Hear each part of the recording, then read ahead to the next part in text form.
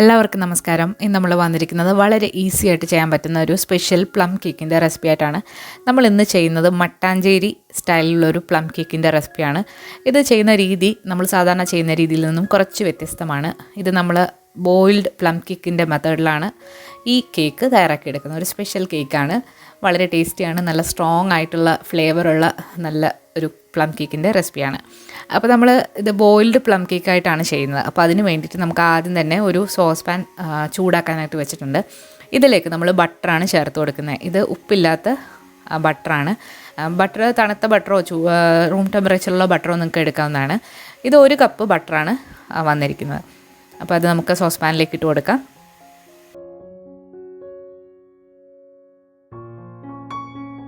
ഇതിലേക്ക് നമുക്ക് 1 കപ്പ് പഞ്ചസാരയാണ് വേണ്ടത്. 250 മില്ലിയുടെ പഞ്ചസാരയാണ്. പഞ്ചസാര നിങ്ങൾക്ക് 3/4 കപ്പ് മുതൽ 1 കപ്പ് വരെ ചേർക്കാം. പഞ്ചസാരയും ബട്ടറും കൂടെ ഒന്ന് അലിയണം. ഇനി നമ്മളിതിലേക്ക് ചേർക്കുന്നത് വൈനാണ്. ഇത് 1/2 കപ്പ് വൈനാണ്, മുന്തിരി വൈനാണ്. വൈൻ ഇല്ലാന്നുണ്ടെങ്കിൽ നിങ്ങൾക്ക് പകരം ഓറഞ്ച് ജ്യൂസും എടുക്കാവുന്നതാണ്. ഇനി ഈ വൈനും ബട്ടറും പഞ്ചസാരയും കൂടി കിടന്നിട്ട് നന്നായിട്ട് മെൽറ്റായിട്ട് ഇതൊന്ന് ചൂടായിട്ട് വരണം. പഞ്ചസാരയും വൈനും അതുപോലെ തന്നെ ബട്ടറൊക്കെ ചൂടായി ഉരുകി വന്നിട്ടുണ്ട്. ഇനി ഇതിലേക്ക് നമുക്ക് ഡ്രൈ ഫ്രൂട്ട്സ് ചേർക്കാം. നമ്മളിവിടെ 2.5 കപ്പ് ഡ്രൈ ഫ്രൂട്ട്സ് ആണ് ചേർക്കുന്നത്. ഇത് ഞാൻ ഓൾറെഡി റമ്മിൽ സോക്ക് ചെയ്ത് വെച്ചിരിക്കുന്ന ഡ്രൈ ഫ്രൂട്ട്സ് ആണ്. ഇനി അല്ലാന്നുണ്ടെങ്കിൽ നിങ്ങൾക്ക് ഫ്രഷ് ആയിട്ടുള്ള ഡ്രൈ ഫ്രൂട്ട്സ് എടുത്തിട്ട് ഇതിലേക്ക് ചേർക്കാം. സോക്ക് ചെയ്യണമെന്ന് നിർബന്ധമൊന്നുമില്ല. എന്തായാലും നമ്മളിത് തിളപ്പിച്ചിട്ടാണ് ചെയ്യുന്നത്. അപ്പോൾ സോക്ക് ചെയ്യുന്ന ഒരു എഫക്റ്റ് ഇതിൽ കിട്ടും. ഇനി നമ്മൾ ചെയ്യേണ്ടത് എന്താണെന്ന് വെച്ചാൽ ഈ ഡ്രൈ ഫ്രൂട്ട്സും ഈ വൈനും ബട്ടറും എല്ലാം കൂടി നന്നായിട്ടൊന്ന് തിളപ്പിച്ചെടുക്കണം. തിളപ്പിച്ചെടുക്കുമ്പോൾ ഈ മുന്തിരിയൊക്കെ സോക്ക് ചെയ്തത് ഒന്നുകൂടെ വലുതായിട്ട് നല്ല ഒന്ന് വികസിച്ച് വരും. മുന്തിരി ആയാലും അതിൽ ചേർത്തിരിക്കുന്ന ഡ്രൈ ഫ്രൂട്ട്സ് ആയാലും ഒന്നും വലുതായിട്ട് വരും. ഇപ്പോൾ ഇത് നന്നായിട്ട് തിളച്ച് തുടങ്ങിയിട്ടുണ്ട്. ഇനി ഒന്ന് തിളച്ചത് ചെറുതായിട്ടൊന്ന് വറ്റിച്ചെടുക്കണം. എന്നാൽ ഒരുപാട് അങ്ങ് വറ്റിച്ച് ഡ്രൈ ആക്കി എടുക്കരുത്. ഇതിൽ അത്യാവശ്യത്തിന് വെള്ളമയം വേണം. അപ്പോഴാണ് കേക്ക് കറക്റ്റായിട്ട് കിട്ടുന്നത്. അപ്പോൾ നന്നായിട്ട് തിളച്ച് വന്നിട്ടുണ്ട്. നമ്മളത് മാറ്റി വെച്ചു തണുക്കാനായിട്ട്. ഇനി കാരമൽ സിറപ്പിന് വേണ്ടിയിട്ട് നമ്മളൊരു സോസ് പാനിലേക്ക് 1/4 കപ്പ് പഞ്ചസാര നന്നായിട്ട് ചൂടാക്കാനായിട്ട് വെച്ചിട്ടുണ്ട് മീഡിയം ഫ്ലെയിമിൽ. പഞ്ചസാര ചെറുതായിട്ടൊന്ന് ഉരുകി വന്നപ്പോഴത്തേക്ക് നമ്മളൊന്ന് ഇളക്കി കൊടുക്കുന്നുണ്ട്. പഞ്ചസാര ഒരു ബ്രൗൺ കളറൊക്കെ ആയി വന്നു കഴിഞ്ഞ് മൊത്തം ഉരുകി കഴിഞ്ഞാൽ നമുക്കിതിലേക്ക് ഒരു 1/4 കപ്പ് നല്ല ചൂടുള്ള വെള്ളം കുറേശ്ശായിട്ട് ഒഴിച്ചു കൊടുത്തതിന് ശേഷം ഇത് സിറപ്പാക്കി എടുക്കാം.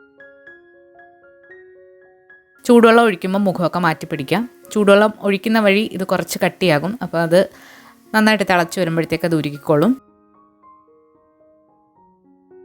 നന്നായിട്ട് തിളപ്പിച്ച് ഇതിൻ്റെ കട്ടകളൊക്കെ മാറ്റി എടുത്തു കഴിഞ്ഞാൽ നമ്മുടെ കാരമൽ സിറപ്പ് ഇവിടെ റെഡിയാകും. അതൊന്ന് തിളപ്പിച്ച് കുറുക്കിയെടുക്കണം.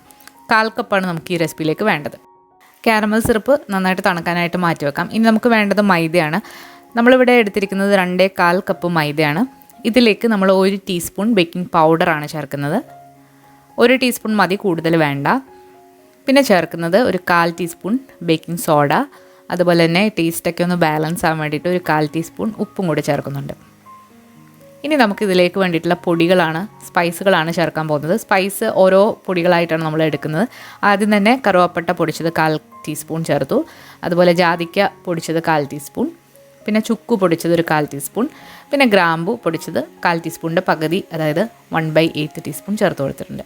ഇത്രയും കൂടി ചേർത്തിട്ട് നന്നായിട്ടൊന്ന് അരിച്ചെടുക്കാം.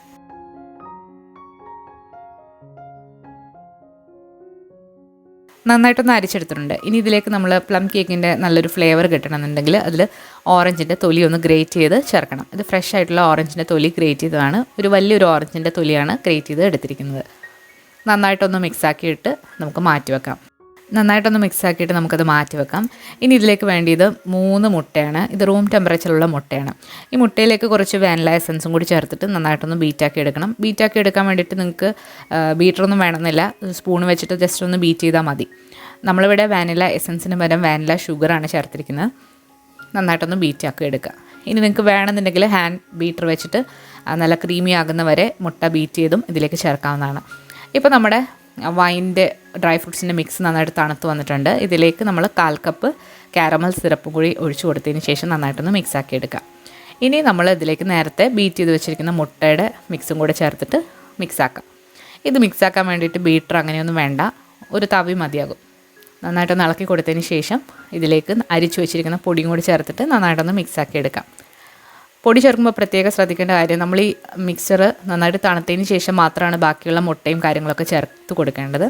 തണുക്കാനായിട്ട് കുറച്ച് സമയം എടുക്കും, ഒരു 45 മുതൽ 50 മിനിറ്റ് വരെ എടുക്കും ഈ മിക്സ് തണുത്ത് വരാനായിട്ട്. തണുത്തിട്ട് മാത്രം ചേർക്കുക. പൊടിയെല്ലാം ചേർത്ത് കൊടുത്തതിന് ശേഷം നമ്മൾ നന്നായിട്ട് മിക്സാക്കി എടുക്കുകയാണ്. അപ്പോൾ മുഴുവനും പൊടി ഇതിലേക്ക് ചേർത്ത് കൊടുത്തതിന് ശേഷം നന്നായിട്ട് മിക്സാക്കി എടുക്കുക. കട്ടകളൊന്നും ഇല്ലാതെ പൊടി അവിടെ ഇവിടെ കിടക്കാതെ നന്നായിട്ട് തന്നെ ഒന്ന് മിക്സാക്കി എടുക്കണം. നമ്മുടെ ബാറ്റർ ഇവിടെ ഏകദേശം റെഡി ആയിട്ടുണ്ട്. നമ്മളിതിലേക്ക് കുറച്ച് ബദാമിൻ്റെ ഫ്ലേക്സും കൂടി ഇട്ട് കൊടുക്കുന്നുണ്ട്. ഇത് ഓപ്ഷണലാണ്. നിങ്ങൾക്ക് വേണമെന്നുണ്ടെങ്കിൽ ഫ്രഷ് ആയിട്ടുള്ള ഡ്രൈ ഫ്രൂട്ട്സോ നട്ട്സോ ഒക്കെ നിങ്ങൾക്ക് ഇതിലേക്ക് ഈ സമയം ചേർക്കാവുന്നതാണ്. ഇനി നമുക്ക് ഇത് കേക്കിൻ്റെ ടിന്നുകളിലേക്ക് മാറ്റാം. നമ്മളിവിടെ എടുത്തിരിക്കുന്നത് പേപ്പറിൻ്റെ കേക്ക് ടിന്നാണ്. ഇത് 8 ഇഞ്ച് വരുന്ന 2 ടിന്നുകളാണ്. അപ്പോൾ ഇതിൽ ഞാൻ കുറച്ച് ബട്ടർ ഒന്ന് സൈഡിലൊന്ന് തടവി കൊടുത്തിട്ടുണ്ട്, കാരണം കേക്ക് ഇളകി വരാനായിട്ടാണ്. ഇതിലേക്ക് നമ്മൾ എടുത്തു വെച്ചിരിക്കുന്ന ബാറ്റർ 2ആയിട്ട് ഡിവൈഡ് ചെയ്തിട്ട് 2 ടിന്നുകളിലാക്കി ഒഴിച്ചു കൊടുക്കാം. പേപ്പറിൻ്റെ ടിൻ തന്നെ വേണമെന്നില്ല, സാധാരണ നമ്മുടെ ഏത് ടിന്നായാലും മതി. ബാറ്റർ ഒന്ന് ലെവൽ ചെയ്ത് കൊടുക്കാം. ഇത് അത്യാവശ്യം റിച്ച് ആയിട്ടുള്ള ഒരു പ്ലം കേക്കാണ്. ഒരുപാട് നട്ട്സൊക്കെ ഉള്ള നല്ല റിച്ച് ആയിട്ടുള്ളൊരു പ്ലം കേക്കാണ്. അതുപോലെ തന്നെ ഇത് നല്ലൊരു സ്ട്രോങ് ഫ്ലേവറുള്ളൊരു പ്ലം കേക്കാണ്. 2ലായിട്ട് നമ്മൾ ബാറ്റർ ഒഴിച്ചു കൊടുത്തിട്ടുണ്ട്. സ്പാറ്റിൽ വെച്ചിട്ട് ഒന്ന് ലെവൽ ചെയ്ത് കൊടുത്തിട്ട് ഒന്ന് തട്ടി കൊടുക്കുക. ഇതേ സമയം നമ്മൾ അവൻ പ്രീ ഹീറ്റ് ചെയ്യാനായിട്ട് വെച്ചിട്ടുണ്ട്. നമ്മൾ അവൻ പ്രീ ഹീറ്റ് ചെയ്യാനായിട്ട് വെച്ചിരിക്കുന്നത് 170 ഡിഗ്രിയിൽ ആണ്. ആദ്യം നമ്മളൊരു 45 മിനിറ്റ് ഇത് 170 ഡിഗ്രിയിൽ ബേക്ക് ചെയ്തു. പിന്നെ നമ്മൾ ടെമ്പറേച്ചർ ഒന്ന് കുറച്ച് 150 ഡിഗ്രിയിലാക്കിയതിന് ശേഷം വീണ്ടും ഒരു അരമണിക്കൂർ കൂടെ ബേക്ക് ചെയ്ത് എടുത്തിരിക്കുന്നതാണ്. പേപ്പറിലായതുകൊണ്ട് കുറച്ച് പെട്ടെന്ന് തന്നെ ഇത് ബേക്കാവും. ടിന്നിലൊക്കെ ആണെന്നുണ്ടെങ്കിൽ നിങ്ങൾ നോക്കുക, 1 മണിക്കൂർ കഴിഞ്ഞതിന് ശേഷം നിങ്ങൾ സ്ക്യൂറിട്ട് നോക്കുക. ക്ലീനായിട്ട് വന്നിട്ടുണ്ടെങ്കിൽ നിങ്ങൾക്ക് കേക്ക് എടുക്കാം. അപ്പോൾ എനിക്ക് ഇത്രയും സമയമാണ് വേണ്ടി വന്നത്. കേക്ക് നന്നായിട്ട് തണുത്തതിന് ശേഷം നിങ്ങൾക്ക് ഇതിന് മുകളിലായിട്ട് ഓറഞ്ച് ജ്യൂസോ അല്ലാതെങ്കിൽ വൈനോ ഒക്കെ ബ്രഷ് ചെയ്ത് കൊടുക്കാം.